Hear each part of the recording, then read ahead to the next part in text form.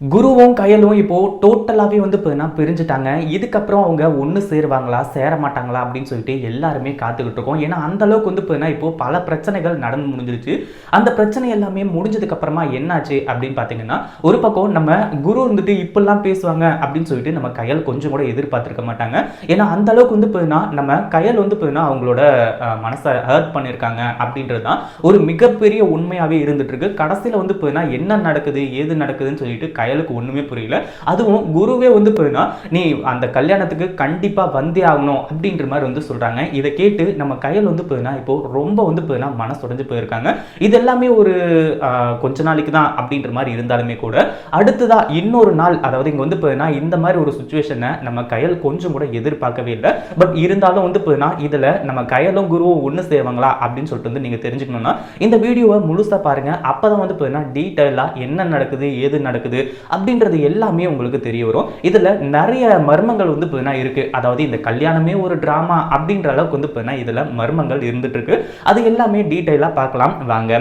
அதுக்கு முன்னாடி இப்பதான் நம்ம சேனலுக்கு ஃபர்ஸ்ட் டைம் வரீங்க அப்படின்னா கீழ இருக்க சப்ஸ்கிரைப் பட்டனை பிரஸ் பண்ணிட்டு அப்படியே கூட வர பெல் ஐகான் கிளிக் பண்ணிக்கோங்க. அப்பதான் நம்ம போடுற வீடியோஸ் ஒவ்வொன்றும் உங்களுக்கு நோட்டிபிகேஷன் வரும். சரி, இப்போ கயலும் குருவும் ஒண்ணு சேருவாங்களா அப்படின்றது முதல்ல பார்ப்போம். அதாவது என்ன நடந்தாலும் சரி, ஏது நடந்தாலும் சரி, இதுல வந்து கயலும் குருவும் தான் ஒண்ணு சேருவாங்க அப்படின்றதுல எந்த ஒரு சந்தேகமும் கிடையாது.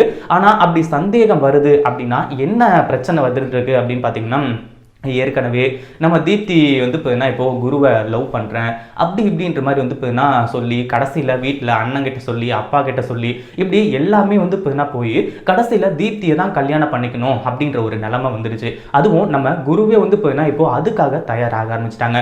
என்னடா அது கயல் கூட ஒன்று சேருவாங்க அப்படின்னு சொல்லிட்டு வந்து சொல்கிறாங்க. ஆனால் எப்படி வந்து ஒன்று சேர போகிறாங்க அப்படின்ற ஒரு டவுட்டு எல்லாருக்குமே இருந்துட்டு இருக்கும். அப்படி என்னாச்சு அப்படின்னு பார்த்தீங்கன்னா, இப்போ தீப்தி இருந்துட்டு நம்ம குருவை லவ் பண்ணுறதா சொல்லி கடைசி வந்து அவங்க அப்பாலாம் ஒத்துக்கிட்டாங்க இல்லையா.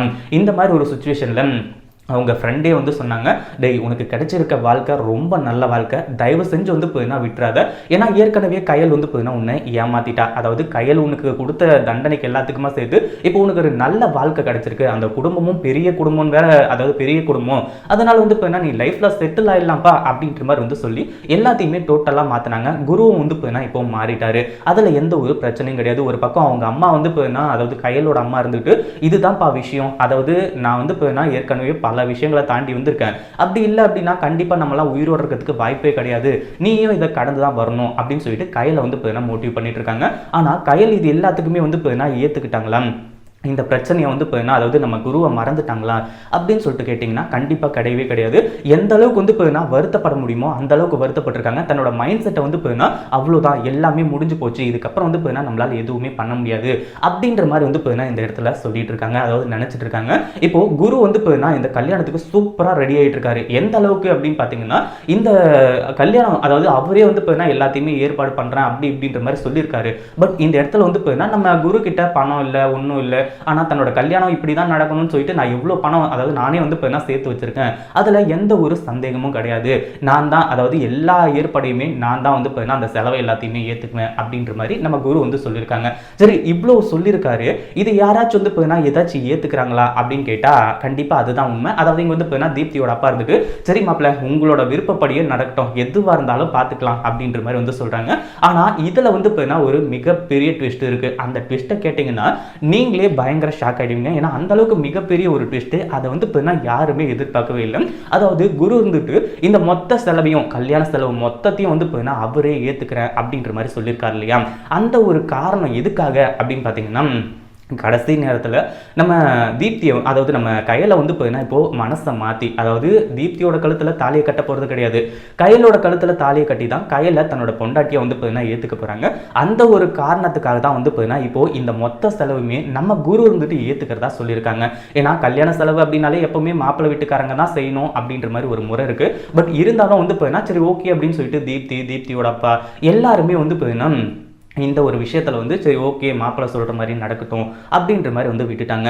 ஆனால் அதுக்கப்புறம் என்ன ஆகுது அப்படின்னு பார்த்தீங்கன்னா, அதாவது கூட இருக்கிற ஃப்ரெண்ட்ஸே வந்து நம்பிட்டாங்கன்னா பார்த்துக்கோங்களேன், நம்ம கையில் வந்து மறந்துட்டு இப்போது தீப்தியோட ஒரு நல்ல வாழ்க்கையை, புது லைஃப்பை வந்து ஸ்டார்ட் பண்ண போகிறாங்க அப்படின்ற மாதிரி சொல்லி.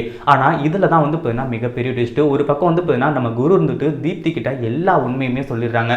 அதாவது என்னாச்சு அப்படின்னு பார்த்தீங்கன்னா, நம்ம குரு இருந்துட்டு இதுக்கு முன்னாடி அவர் லவ் பண்ண விஷயம், லவ் பண்ணிட்டு இருந்த விஷயம், அதில் என்ன நடந்துச்சு, ஏது நடந்துச்சு, அதுவும் நம்ம கையில் பற்றி எந்த ஒரு தப்பான வார்த்தையும் சொல்லலை. பட் ஆனால் இந்த மாதிரிலாம் நடந்துச்சு அப்படின்ற மாதிரி வந்து சொல்லியிருந்தாங்க. அந்த ஒரு விஷயத்தில் தான் நம்ம தீப்திக்கு ரொம்ப வந்து பார்த்தீங்கன்னா குருவை பிடிச்சிருந்துச்சு. இந்த மாதிரி இருக்கும்போது அடுத்ததாக என்னாச்சு அப்படின்னு பார்த்தீங்கன்னா, இந்த இடத்துல நம்ம குரு இருந்துட்டு எல்லா உண்மையுமே இப்பயே சொல்லிடலாம், அதுதான் கரெக்டாக இருக்கும் அப்படின்னு சொல்லிட்டு அன்னைக்கு நைட்டே தீப்தியை கூப்பிட்டு இதுதான் விஷயம், அது மட்டும் இல்லாமல் இவ்வளோ நாளாக இங்கே கையல்னு சொல்லிட்டு வந்து பார்த்தீங்கன்னா ஒருத்தங்க இருந்தாங்க இல்லையா, அந்த கயல் வேற யாரும் கிடையாது. அந்த கயல் தான் வந்து பார்த்தீங்கன்னா நான் லவ் பண்ண பொண்ணு, என்னோட எக்ஸ் லவர் அப்படின்ற மாதிரி வந்து சொல்றாங்க. அதாவது எதுக்காக இது எல்லாத்தையுமே சொல்றாங்க அப்படின்னு பார்த்தீங்கன்னா, எனக்கு வந்து நீங்க சொல்ற மாதிரி வந்து பார்த்தீங்கன்னா என்னோட மனசை மாத்திக்கிட்டு உங்களை கல்யாணம் பண்றதுல எனக்கு முழு சம்மதம் தான், அதில் எந்த ஒரு விஷயமும் எனக்கு வந்து கிடையாது. ஆனால் உங்களை முழுசா நான் லவ் பண்ணுவேனா அப்படின்னு கேட்டால் கண்டிப்பாக வந்து பார்த்தீங்கன்னா கிடையாது. எப்பவுமே நம்ம ரெண்டு பேரும் ஒரு பெஸ்ட் ஃப்ரெண்டாக மட்டும்தான் இருப்போம். அதில் எந்த ஒரு சந்தேகமும் கிடையாது. அதை மட்டும் நீங்கள் வந்து பார்த்தீங்கன்னா முதல்ல மைண்டில் வச்சுக்கணும் அப்படி இப்படின்ற மாதிரி என்னென்னமோ சொல்லிட்டு இருக்காரு. ஆனால் நம்ம தீப்திக்கு ஒன்றுமே விளங்கல. அதுவும் கண்ணெல்லாம் கலங்குது, என்ன பண்ணுறது ஏது பண்ணுறது அப்படின்னு சொல்லிட்டு வந்து தெரியாமல் திருன்னு வந்து பார்த்தீங்கன்னா முழிச்சிட்டு இருக்காங்க. சரி, அடுத்ததாக என்னாச்சு அப்படின்னு பார்த்தீங்கன்னா, இந்த இடத்துல நம்ம கையில் இருந்துக்கிட்டு இவ்வளோ ஃபீல் பண்ணுவாங்க அப்படின்னு சொல்லிட்டு நம்ம குரு கூட நினச்சி கூட பார்த்துருக்க மாட்டாங்க. ஆனால் இந்த இடத்துல நம்ம தீப்தி அந்த அளவுக்கு வந்து பார்த்தீங்கன்னா இப்போ வந்து ஃபீல் பண்ணிட்டு இருக்காங்க. நீங்கள் வந்து எனக்கு ஹெல்ப் பண்ணுங்க அப்படின்லாம் நான் கேட்கல. பட் இருந்தாலும் ரியாலிட்டி என்ன அப்படிங்கிறத நான் சொல்கிறேன். இப்போவும் என்னோட மனசுக்குள்ள என்னோட கயல் மட்டும்தான் இருக்கா. அவள் இருக்கக்கூடிய இடத்துல வேறு யாரையுமே வச்சு என்னால் பார்க்க முடியாது. நீங்களும் நானும் வந்து இப்போ பெஸ்ட் ஃப்ரெண்டு, அதில் எந்த ஒரு சந்தேகமும் இல்லை அப்படின்ற மாதிரி வந்து சொல்லி எல்லாத்தையுமே A to Z அவங்களுக்குள்ள என்ன நடந்துச்சு, எப்படிலாம் வந்து பார்த்தீங்கன்னா அவங்க கல்யாணம் பண்ணி சந்தோஷமாக இருக்கலாம்னு நினச்சாங்க, ஏன் இவங்களுக்குள்ள வந்து பார்த்தீங்கன்னா பிரச்சனை வந்து இவ்வளோ பெரிய விரிசல் ஏற்பட்டு ரெண்டு பேருமே பிரியறதுக்கு காரணமாக இருந்துச்சு அப்படின்றது முதற்கொண்டு எல்லாத்தையுமே வந்து பார்த்தீங்கன்னா டீட்டெயிலாக சொல்லியிருக்காங்க.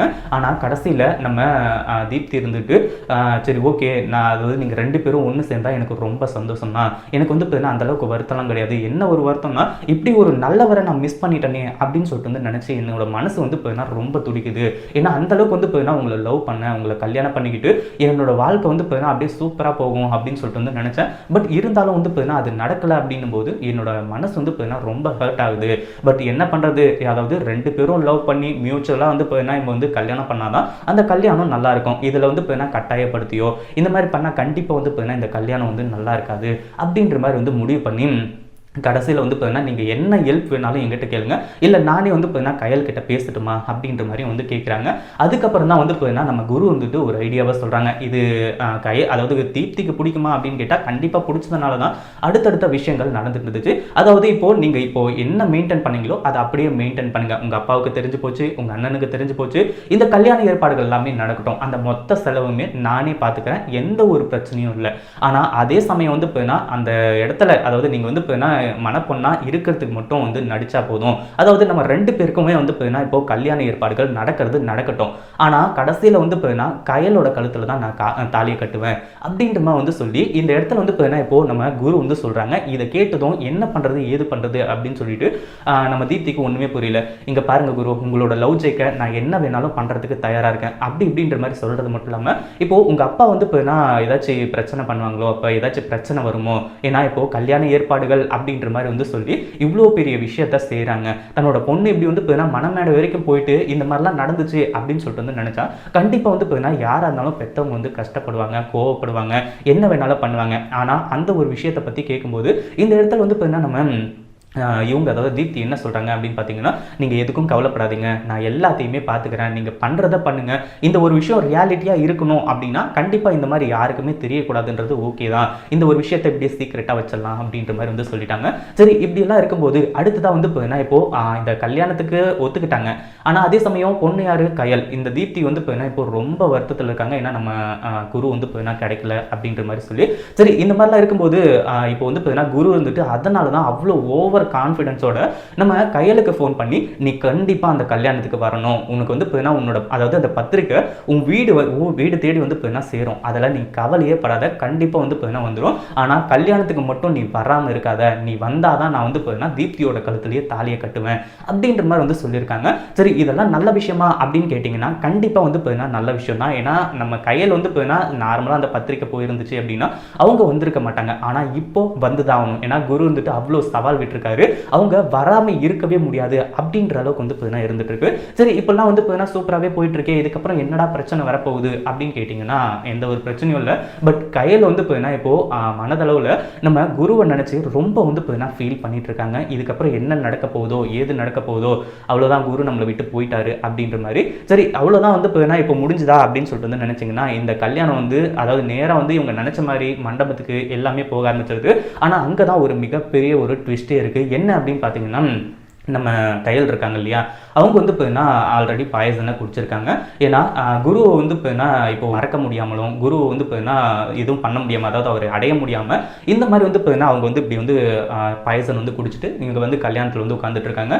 இந்த ஒரு எதிர்பார்ப்பை வந்து பார்த்தீங்கன்னா நம்ம குரு வந்து ஏற்றுக்கவே, அதாவது கொஞ்சம் கூட யோசிக்கவே இல்லை அப்படின்னு தான் சொல்லணும். அப்படி யோசிக்கலனாலுமே இந்த இடத்துல என்னாச்சு அப்படின்னு பார்த்தீங்கன்னா நம்ம கையில் காப்பாற்றிடுறாங்க. அதே மாதிரி தீப்தி இருந்துட்டு குரு கையலோட கழுத்தில் தாலியை கட்டுங்க, இதுக்கு மேலே வந்து பார்த்தீங்கன்னா இந்த ட்ராமா வேணாம், கயல் எந்த அளவுக்கு லவ் பண்றாங்க அப்படின்ற ஒரு விஷயம் உங்களுக்கு தெரிஞ்சு போச்சு. அதே மாதிரி கயல் இருந்துட்டு இந்த இடத்துல வந்து பார்த்தீங்கன்னா உங்களுக்கு அதாவது அவங்க வந்து பார்த்தீங்கன்னா ரொம்ப கஷ்டப்பட்டு தான் உங்களை வந்து இப்போ அடைய போறாங்க, உங்களை நல்லா தெளிவாக புரிஞ்சிருப்பாங்க. இதுக்கப்புறம் வந்து பார்த்தீங்கன்னா உங்களுக்குள்ள எந்த ஒரு பிரச்சனையுமே வராதுன்னு சொல்லிட்டு நான் முழுசாக நம்புறேன். அதில் எந்த ஒரு சந்தேகமும் கிடையாது. ஏன்னா கயலை வந்து பார்த்தீங்கன்னா நான் கொஞ்ச நாள் பார்த்துருந்தாலுமே கூட கயல் எந்த அளவுக்கு வந்து பார்த்தீங்கன்னா நல்லவங்க அப்படின்னு சொல்லிட்டு எனக்கும் நல்லாவே தெரிஞ்சிச்சு. நீங்கள் வந்து பார்த்தீங்கன்னா தாலியை கட்டுங்க அப்படின்ற மாதிரி அங்கே அவங்க அப்பா அண்ணன், அதாவது தீப்தியோட அப்பா அண்ணெல்லாம் வந்து பார்த்தீங்கன்னா பிரச்சனை பண்ணுறாங்க.